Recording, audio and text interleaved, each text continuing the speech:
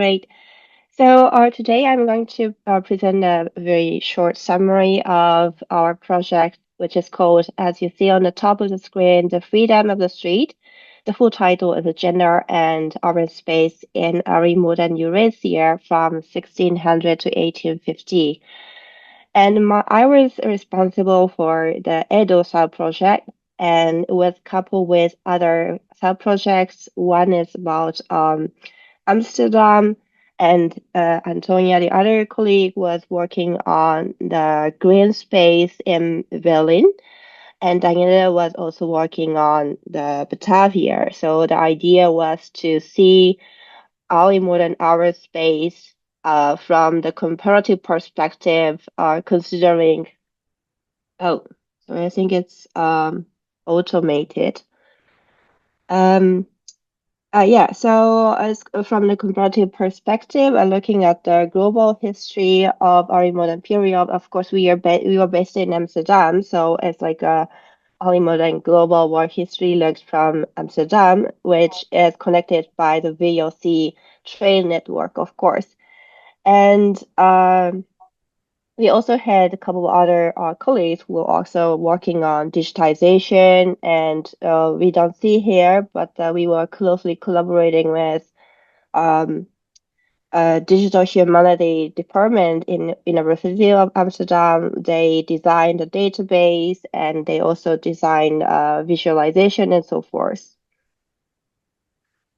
And the primary idea was to tackle with the everyday moment in the early modern space and how people of the past were experiencing the urban space and how the experience was differentiated or differed between different genders or social classes or other factors that define their strata. And we took a snapshot approach, which was pretty much inspired by the other exciting project at the Uppsala University in Sweden. They worked on gender and work project where they looked at what people were actually doing by examining the verbs in a historical document. And we took this idea to look into the what people were actually doing, and we called it as a snapshot, like historical snapshot, and try to capture events what was happening on the street. And there are three components, like crucial components when you look at the snapshot. So we see the event as a kind of like our centered data, a centered element of our data, which can be equivalent to the verb in a sentence. And we also look into who were involved in such event, and we call it as a person data. And these two different data are linked to other data, which is location, where this kind of event was happening. And it was initially designed taking the historical written document, I mean textual document, into account. So on the left, you see an example of deposition notarial archives, an example of record from the City Archive of Amsterdam, in which you can see the person's name, and this is like a witness record. So someone was when he or she was walking down the street heading for the workspace, they happened to see someone was fighting each other.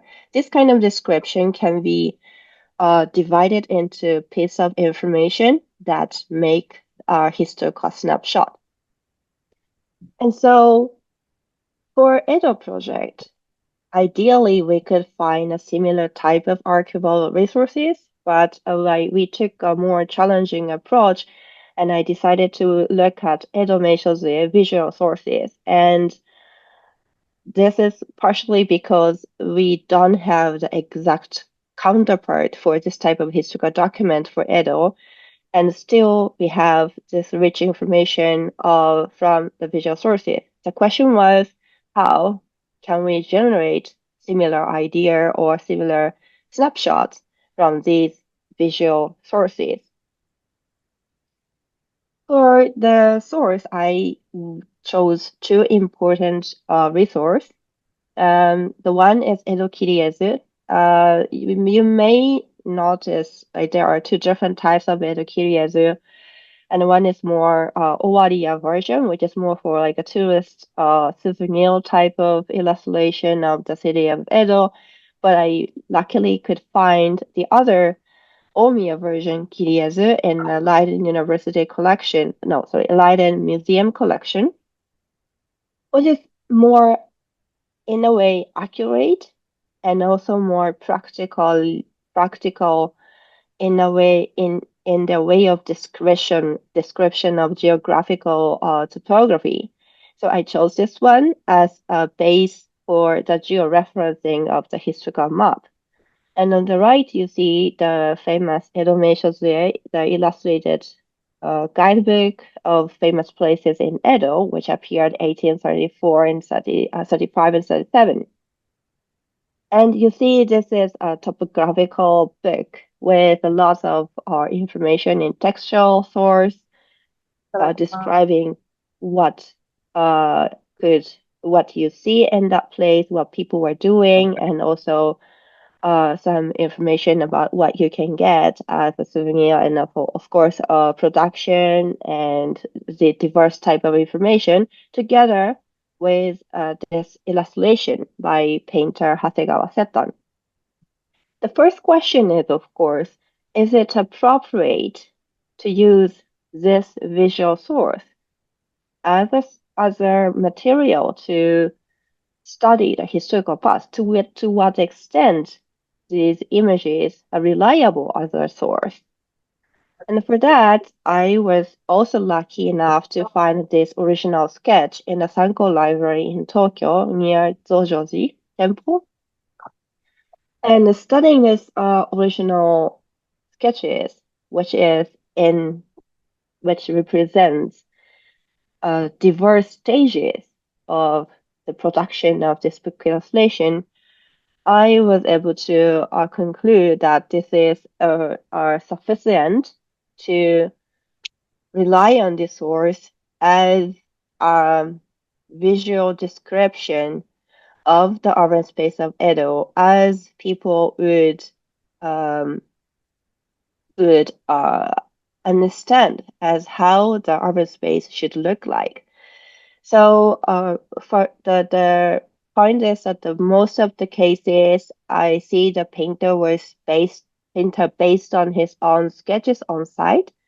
We also have the travel record of the painter and editor visiting different places in Edo, and every time the painter was doing some sketches, and these skits shows that book illustration is actually based on his own sketches on site. But of course, there are some alternation or editing, visual editing during the process of production.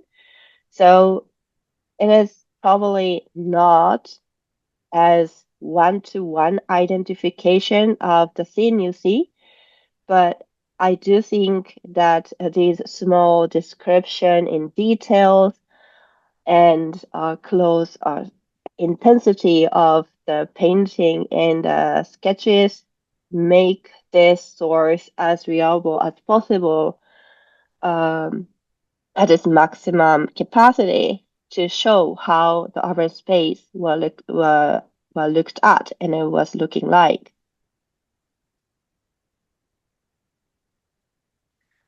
So what in our database is doing is basically putting those information together, layering the actual contemporary map and historical map, putting this with geocoding.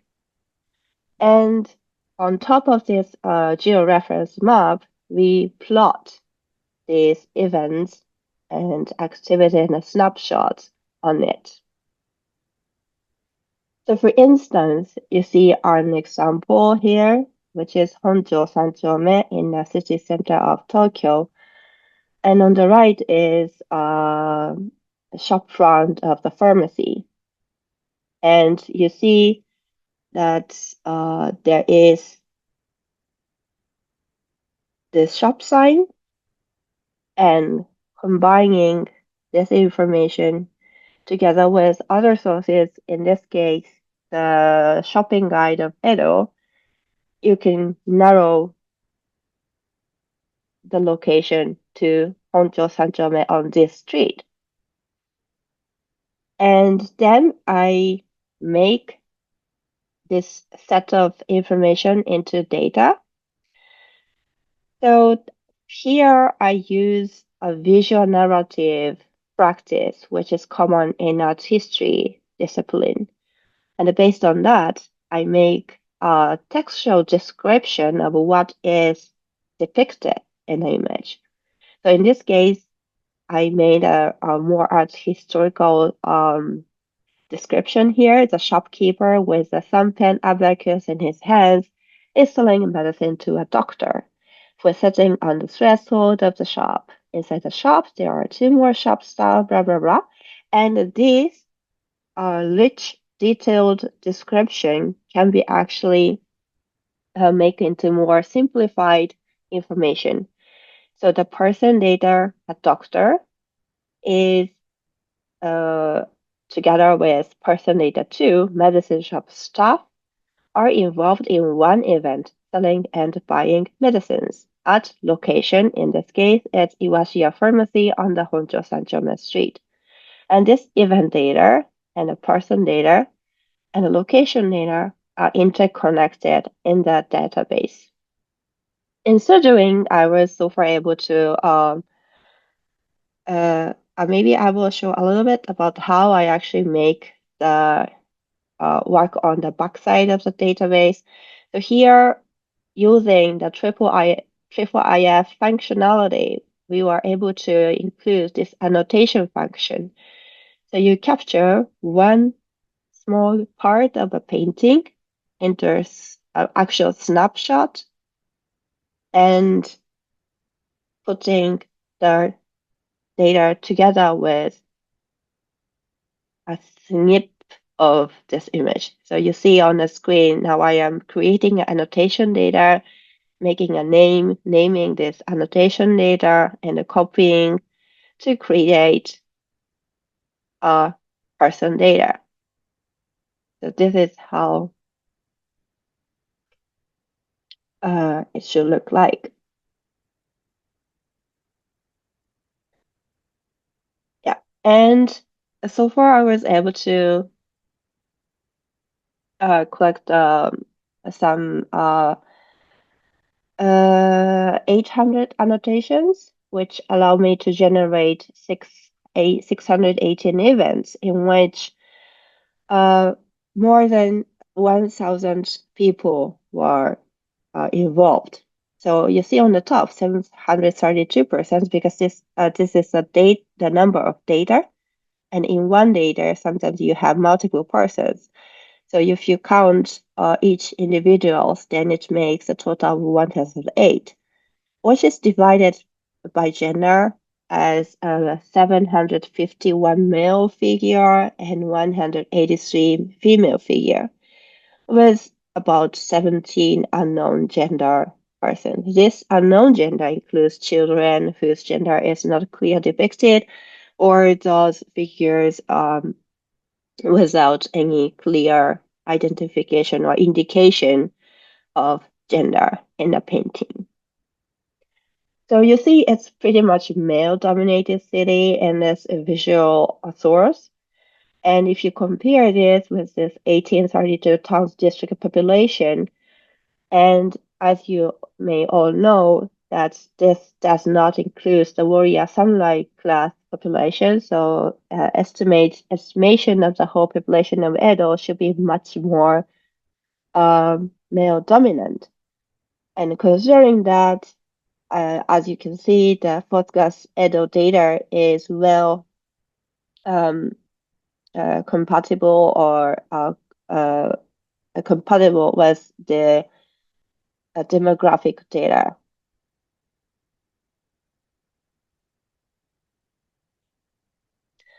And this is the location where I picked up the illustration.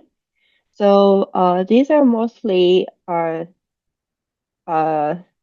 centered on at the city center of Nihonbashi, a couple of other locations outskirts, which are mostly temples and shrines, and only a few are from the direct physical proximity of the samurai warriors. And this is a data from the city center data set. And as you can see, people were captured as involved in diverse type of activities like economic selling and buying stuff or transportation, carrying some lords or goods with Daihatsu Guruma, or people were also captured as they were just moving. Uh, from visual source, it is possible that sometimes you can identify this is a craftsman who is doing this, but in other cases, you can only see people who are just there. So in those cases, I put people on mobile activity because they were there as a presence in the urban space. And as I mentioned, there were also religious and cultural activities involved, and the social interaction and the domestic activities and some food consumption and so forth. And if you look at the type of economic activities, one interesting finding was if you look at the selling and the buying, then you only see most of the seller is male and the female are involved only as a buyer. Another case, I tried to plot the fish market or fish selling activities, and that shows that from the Nihonbashi fish market, products were delivered by the peddlers to the endpoint buyer, which is marked in green.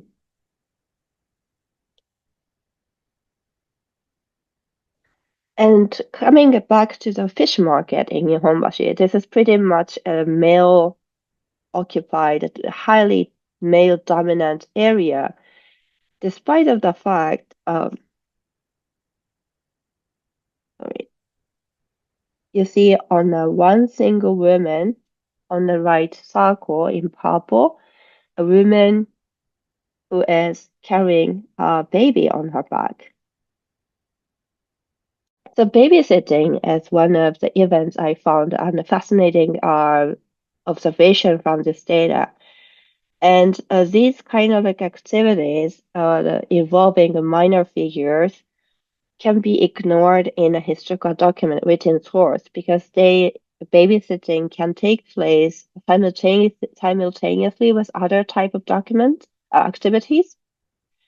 But still, if you look at who are involved in which condition, babysitting is actually happening on the street. So one of the findings from the data was that activities that can be often described as domestic tasks can actually happening on the street. And this is a very short summary of my data collection and the methodology and the finding. And if you want more, we have, of course, the project data website and some articles and so forth. Yeah, thank you so much. Thank you.